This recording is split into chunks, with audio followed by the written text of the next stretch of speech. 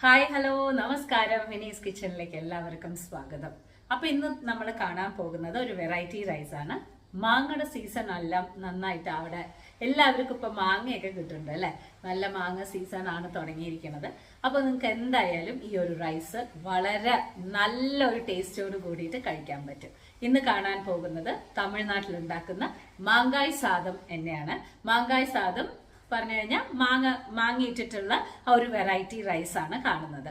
പൊതുവെ പച്ചമാങ്ങ, ഇതിൽ പച്ചമാങ്ങയാണ് യൂസ് ചെയ്യുന്നത്. പൊതുവെ ഭയങ്കര പുളിയുള്ള മാങ്ങയാണ് യൂസ് ചെയ്യാറുള്ളത്.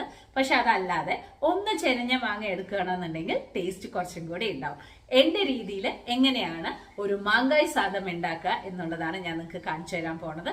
വളരെ സിമ്പിൾ ആയിട്ടുള്ള റെസിപ്പിയാണ്, എന്നാലോ സൂപ്പർ ആയിരിക്കും. അപ്പൊ എന്തായാലും നിങ്ങൾ ഇത് ട്രൈ ചെയ്ത് നോക്കണം. ഓക്കെ, അപ്പൊ വരൂ നമുക്ക് കാണാം മാങ്കായ് സാദം. അപ്പോൾ വരൂ നമുക്ക് ഉണ്ടാക്കാം. ഞാൻ 4 ചെനഞ്ഞ മാങ്ങയാണ് എടുത്തിരിക്കുന്നത്.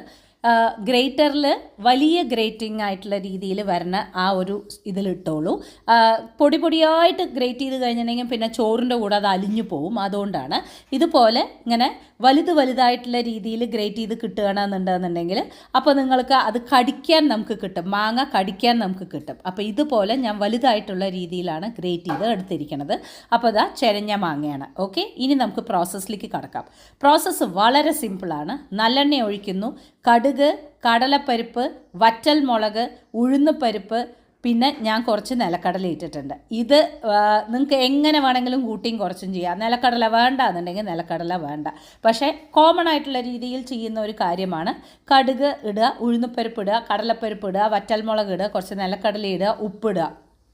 ഇതെല്ലാം നല്ല ബ്രൗൺ കളറായി കഴിഞ്ഞിട്ടുണ്ടെന്നുണ്ടെന്നുണ്ടെങ്കിൽ നമുക്ക് ചോയ്സാണ്. നിങ്ങൾക്ക് വേണമെങ്കിൽ മഞ്ഞൾപ്പൊടി ഇടാം, അല്ലാന്നുണ്ടെന്നുണ്ടെങ്കിൽ വൈറ്റ് കളറായിട്ടുള്ള രീതിയിൽ തന്നെ വെക്കാം. ഞാൻ ലേശം മഞ്ഞൾപ്പൊടി ഇട്ട് കൊടുത്തിട്ടുണ്ട്. എന്നിട്ട് നന്നായിട്ടൊന്ന് ഫ്രൈ ചെയ്തെടുക്കുക. നല്ല കിടുക്കുന്ന എല്ലാം കടിക്കണം, നല്ല ഫ്രൈ ആയിരിക്കണം, എന്നാലോ കരിയാൻ പാടില്ല. എന്നിട്ട് പാകത്തിന് ഉപ്പിട്ട് കൊടുക്കുക. ഉപ്പിടുന്ന സമയത്ത് വളരെ സൂക്ഷിച്ചിട്ട് വേണം. എന്താ കാരണം എന്ന് വെച്ചാൽ മാങ്ങ പുളിയും മധുരവും ഉള്ളതുകൊണ്ട് നിങ്ങൾ കറക്റ്റായിട്ടുള്ള രീതിയിൽ ഉപ്പ് നോക്കിയിട്ടിടുക. ആദ്യം കുറച്ചിടുക, എന്നിട്ട് മാങ്ങ ഇട്ടിട്ട് നന്നായിട്ടൊന്ന് ഫ്രൈ ചെയ്തതിന് ശേഷം ചോറിട്ട് കൊടുത്തതിന് ശേഷം നോക്കിയിട്ട് വേണ്ട പോലെ ചെയ്യൂ കേട്ടോ. അപ്പോൾ എന്താണ് പറയുക, മാങ്ങയും കൂടി ഇട്ട് കൊടുത്തിട്ടുണ്ട്. എന്നിട്ട് ഇതാ നല്ല പോലെ ഒന്ന് ഇളക്കുക. നന്നായിട്ടൊന്ന് ഡ്രൈ ആവണം. എന്നിട്ടതിന് ശേഷം മാത്രമേ ചോറിട്ട് കൊടുക്കാൻ പാടുള്ളൂ. ആ മാങ്ങയുടെ ആ ഉള്ളിലുള്ള മോയ്സ്ചർ ഒന്ന് പോകണം. ഇതുപോലെ നല്ല കട്ടിയിൽ നിങ്ങൾ ചീവി എടുക്കുകയാണെന്നുണ്ടെന്നുണ്ടെങ്കിൽ നല്ല പോലെയുള്ള ഒരു ടേസ്റ്റോട് കൂടിയിട്ട് ആ ചോറിൻ്റെ കൂടെ കിടക്കും. അപ്പോൾ നല്ല ടേസ്റ്റ് ആയിരിക്കും. ഞാനിവിടെ തഞ്ചാവൂർ പൊന്നിയാണ് എപ്പോഴും യൂസ് ചെയ്യാറുള്ളത്. ഒരുപാട് പേര് എൻ്റെ അടുത്ത് ചോദിക്കാറുണ്ട് ഏതാണ് അരി എന്നുള്ളത്. തഞ്ചാവൂർ പൊന്നിയാണ് യൂസ് ചെയ്യുന്നത്. അത് നല്ല പോലെ വേവിച്ച് ഞാൻ വാർത്ത് വെച്ചിട്ടുണ്ട്. രാവിലെ തന്നെ ചെയ്തതാണ്. ഇങ്ങനെയുള്ള വെറൈറ്റി റൈസൊക്കെ ഉണ്ടാക്കുന്ന സമയത്ത് രാവിലെ നേരത്തെ തന്നെ നിങ്ങൾ ചോറ് വെച്ച് വെക്കുകയാണെന്നുണ്ടെങ്കിൽ നമുക്കിത് മിക്സിങ്ങിൻ്റെ സമയത്ത് ചോറ് സൂപ്പറായിട്ട് ഒന്നോടൊന്നും ഒട്ടാതിരിക്കും. അപ്പോൾ നല്ലപോലെ ഒന്ന് മിക്സ് ചെയ്യുന്നു. എന്നിട്ട് ഒരു ലോ ഫ്ലെയിമിൽ നന്നായിട്ടൊന്ന് ഡ്രൈ ആക്കി എടുക്കുക. അപ്പോൾ ഇതുപോലെ ആയിരിക്കും നിങ്ങളുടെ മാങ്കായ് സാദം എന്ന് പറഞ്ഞിട്ട് നമുക്ക് ഉണ്ടാക്കാൻ പറ്റുന്നത്. എത്ര സിമ്പിളാണല്ലേ. അപ്പോൾ വരൂ നമുക്ക് കഴിക്കാം മാങ്കായ് സാദം. അപ്പോൾ വീണ്ടും സ്റ്റാൻഡിൽ വെച്ചിട്ടാണ് എടുക്കുന്നത്, അതുകൊണ്ടാണ് കേട്ടോ.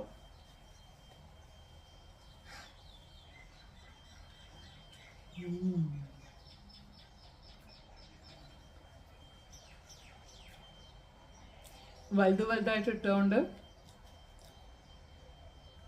കടിക്കാൻ കിട്ടും. പിന്നെ ആ ഒരു അധികം പച്ചയല്ലാത്ത മാങ്ങ ആയതുകൊണ്ട് നല്ല ടേസ്റ്റ്. കുറച്ച് കോവക്കപ്പേരി ആൻഡ് പൊട്ടാറ്റോ ചിപ്സ്.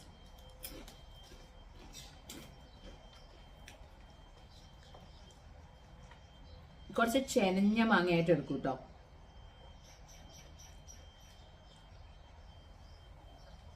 സൂപ്പർ. നിങ്ങൾ പ്രഗ്നന്റ് ആണെങ്കിൽ ഒന്നും കഴിക്കാൻ തോന്നുന്നില്ല എന്നൊക്കെ തോന്നില്ലേ, സൂപ്പറായിരിക്കും. ആ ഒരു പുളിയും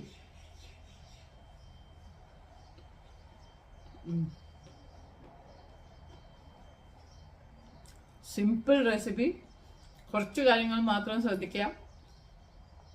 സൂപ്പറായിട്ടൊരു ഡിഷ് ഉണ്ടാക്കാൻ പറ്റും. ട്രൈ ചെയ്യുന്നു വിശ്വസിക്കുന്നു. ഞാൻ ഇരുന്നൊന്ന് കഴിക്കട്ടെ, എന്നിട്ട് കുട്ടികൾക്ക് ഭക്ഷണം കൊടുക്കാൻ കൊണ്ടുപോകണം. അപ്പോൾ നിങ്ങൾ ഉണ്ടാക്കും എന്ന് വിചാരിക്കണം. നാളെ കാണാം നമുക്ക് വീണ്ടും ഒരു റെസിപ്പിയുമായി. Till then take care and bye by.